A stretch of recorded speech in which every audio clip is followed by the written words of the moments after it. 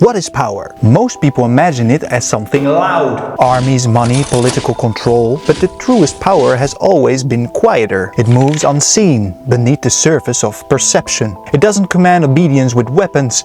It earns it through belief. 500 years ago, a man named Niccolò Machiavelli wrote a book called The Prince. A slim book, part observation, part confession, that dared to describe power not as it should be, but as it is. He was not the villain people made him out to be. He was simply honest about the psychology of those who rule and those who obey. Machiavelli understood that people are not only governed by laws, they are governed by emotion, by fears, by hope, and by stories they tell themselves about authority. He wrote that a ruler must learn not only to appear virtuous, but to understand appearance itself as a form of power. Because people rarely seek truth, they seek reassurance. If you study modern politics, you will see the same principles everywhere. Only the costumes have changed.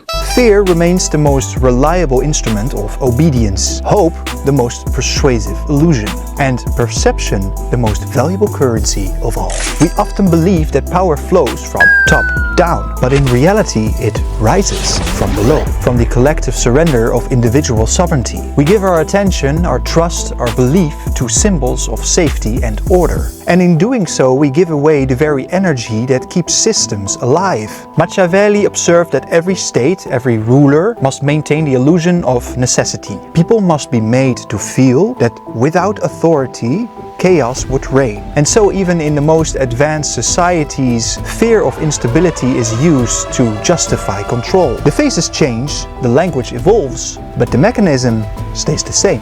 Today it's not the sword that governs, it's the signal. The prince of our age does not sit in a palace. He hides behind algorithms, media cycles and carefully crafted narratives. Public opinion has become the new battlefield.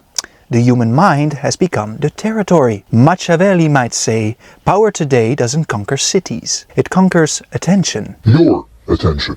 It doesn't imprison the body, it captivates perception. Your perception. And in that captivity, most people feel free. This is not an accusation, it's a mirror. Because the truth is, humanity often chooses control, not because it loves tyranny, but because it fears uncertainty. Confronting, right? We long for someone to make sense of the chaos, to promise protection, to define right and wrong. And so we trade the discomfort of self-responsibility For the comfort of being led. But awareness changes everything. The moment we recognize the pattern, the spell breaks. When you understand that every narrative, every political promise, every ideological battle is a form of influence, you stop being manipulated by it. You begin to observe instead of react. You begin to choose instead of follow. Machiavelli's greatest lesson wasn't for princes, it was for the people. He revealed how easily perception could be shaped and how quickly freedom could be exchanged for stability. To read him today is to see that human nature has not changed, only its tools have. We are still drawn to authority that mirrors our fears and our desires. We are still tempted to mistake control for safety. I spoke about this in our last episode about the digital identity. If you haven't watched it, I recommend you watch it over here somewhere. But once you see it, once you recognize that the game is psychological, not political, something awakens. You realize that true sovereignty cannot be granted by governments or revoked by institutions. It exists in awareness, the ability to think freely, to discern truth from appearance, to remain calm in a theater of fear. Power at its core depends on consent. Even silent consent. And when individuals begin to question, to reflect, to hold authority accountable not through rebellion, but through understanding, the structure of control begins to weaken. So the question is not, who rules us? The question is, why do we allow ourselves to be ruled?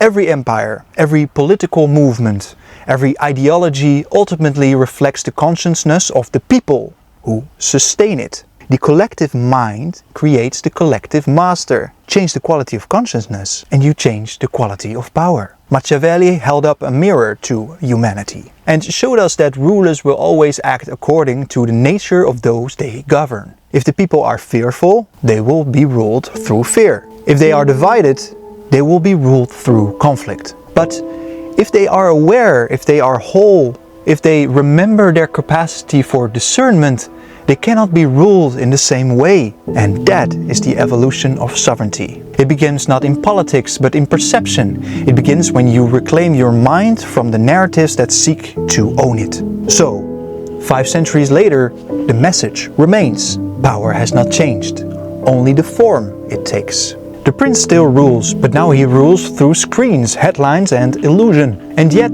the antidote remains the same: understanding. For once you understand the psychology of power, you no longer fear it, you simply see through it. And in that seeing, you become what power cannot control: a sovereign mind. Thank you for watching. Sincerely yours, Robin Just Like the Bird, the voice of sovereignty, and see you in the next transformation.